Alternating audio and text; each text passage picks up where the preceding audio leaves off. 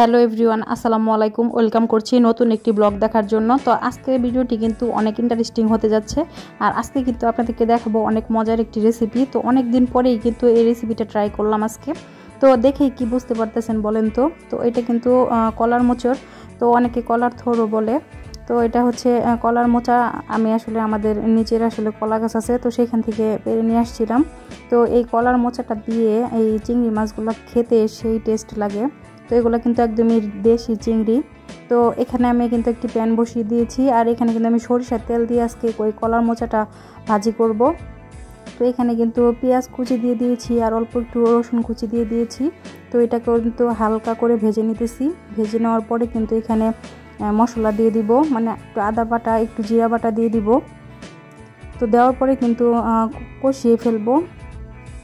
তো দেখতে পাচ্ছেন আমার কিন্তু পেঁয়াজটা প্রায় ভাজা ভাজা হয়ে গিয়েছে। তো এই পর্যায়ে দেখতে পাচ্ছেন আমি একটু চিংড়ি মাছটা দিয়ে দিলাম। তো চিংড়ি মাছটাকেও হালকা করে ভেজে নিতে হবে। চিংড়ি মাছটা দেখতে পাচ্ছেন একদমই কিন্তু ছোট ছোট। তো এটা কিন্তু একদমই দেশি চিংড়ি মাছ, আর দেশি চিংড়ি মাছ দিয়ে কিন্তু এই কলার মোচা খেতে দারুণ লাগে। আর এটা কিন্তু আমি আজকে ভাজি করব। তো অনেক দিন ধরে আসলে খাবো ভাবতেছি, বাট আসলে কলার মোচা সবসময় পাওয়া যায় না, যার কারণে আসলে খাওয়া হইতেছিল না। তো দেখতে পাচ্ছেন আমি কিন্তু খুব সুন্দর করে এই চিংড়ি মাছটা ভেজে নিতেছি আর কি। তো ভেজে নেওয়ার পরে কিন্তু আমি সবগুলো মশলা এখানে দিয়ে দিব। তো সুন্দর করে একদমই লাল লাল করে এই চিংড়িটা ভেজে নিতেছি। তো এইভাবে যদি আপনারা এই কলার মোচা দিয়ে চিংড়ি মাছ খান তাহলে কিন্তু অনেক ভালো লাগবে, আর এইভাবে আমার কাছে দারুণ লাগে খেতে। তো দেখতে পাচ্ছেন এখানে কিন্তু সবগুলো মশলা দিয়ে দিয়েছি আর অল্প একটু পানিও দিয়ে দিয়েছি। এখন সুন্দরভাবে এই চিংড়ি মাছটা মশলার সাথে কষিয়ে নিতে হবে। তো এখন সুন্দর করে কষিয়ে নিব 10 থেকে 15 মিনিট টাইম নিয়ে। যত বেশি সুন্দর করে একটা তরকারি কষাবেন ততই কিন্তু খেতে টেস্ট লাগে। তো আমি আসলে যেভাবে রান্না করি তো সেভাবে আপনাদের সাথে শেয়ার করলাম। তো এখানে দেখতে পাচ্ছেন কষানো কিন্তু প্রায় কমপ্লিট। তো এই পর্যায়ে কিন্তু আমি নাড়াচাড়া দিয়ে তারপরে কিন্তু এখানে আমি কলার মোচাটা দিয়ে দিব। দেখতেই পাচ্ছেন সুন্দর করে কিন্তু নেড়ে চেড়ে দিতেছি। আর এটা কিন্তু একদমই পিওর আসলে বিলের দেশি চিংড়ি মাছ, আমার কাছে কিন্তু খুবই ভালো লাগে খেতে। তো এখানে কিন্তু দেখতে পাচ্ছেন কলার মোচা।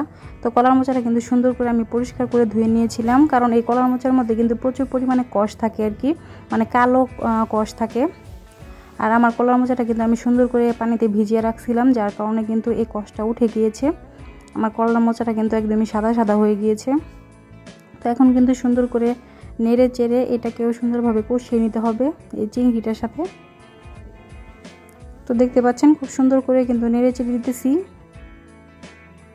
তো আপনার কাছে কার কাছে এইভাবে ভালো লাগে অবশ্যই কমেন্ট করে জানাবেন। আমার কাছে কিন্তু বেশ ভালো লাগে খেতে। আপনারা কিন্তু অবশ্যই বাসায় ট্রাই করতে পারেন এভাবে। তো এখন কিন্তু আমি নেড়ে চেড়ে আবার অল্প একটু পানি দিয়ে দিব সুন্দরভাবে সিদ্ধ হওয়ার জন্য। তারপরেই কিন্তু আমাদের রান্নাটা কমপ্লিট হয়ে যাবে। আর রান্নাটা কিন্তু খুবই সহজ, একদমই ইজি। তো আমি আসলে আমার ডেইলি ব্লগ শেয়ার করার চেষ্টা করি। তো আজকে কি রান্না করলাম সেইটা আপনার সাথে শেয়ার করার চেষ্টা করলাম। তো জানি না কেমন হয়েছে, অবশ্যই কমেন্ট করে জানাবেন কেমন লাগলো আপনাদের কাছে।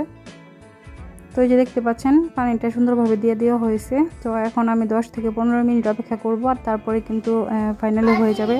তো দেখতে পাচ্ছেন আমার ভাজাটা কিন্তু একদমই হয়ে গিয়েছে। তো কলার মোচা কিন্তু খেতে সেই টেস্ট। তো সুন্দর করে কিন্তু ভাজিটা করে ফেললাম। আর যেহেতু সরিষার তেল দিয়ে ভেজেছি এটা কিন্তু খেতে একটু বেশি টেস্টি হবে। তো দেখতেই পাচ্ছেন কীরকম কালার হয়েছে। তো আজকের ভিডিওটি কেমন লাগলো বন্ধুরা অবশ্যই কমেন্ট করে জানাবেন। তো আজকের মতো এই পর্যন্তই। সবাই ভালো থাকবেন, সুস্থ থাকবেন। আল্লাহ হাফেজ।